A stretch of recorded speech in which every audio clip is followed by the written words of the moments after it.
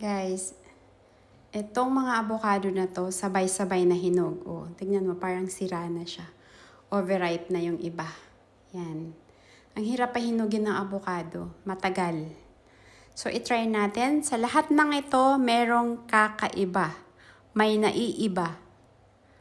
Alamin. Okay, so ang bubuksan ko itong parang bulok na skin. Tignan natin ang loob. Ito yung unang kakainin ko. The rest, wow, look. Not bad. The rest, shake ko to mamaya, avocado with banana. Kain po tayo. Lamig.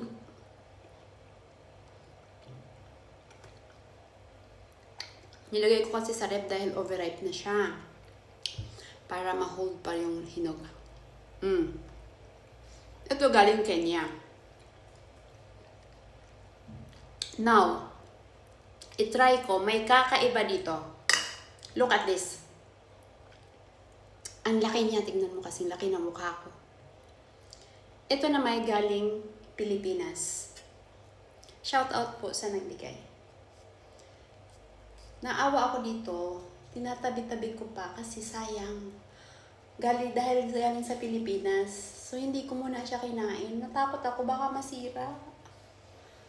Mahal-mahal pa naman nito. Medyo wala na. Look. Sira na siya. Ano to? Sira na ba to?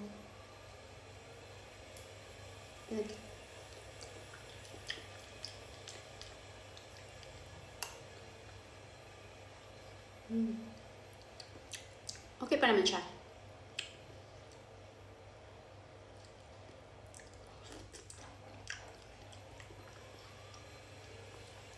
Guys, mahilig talaga ako sa avocado.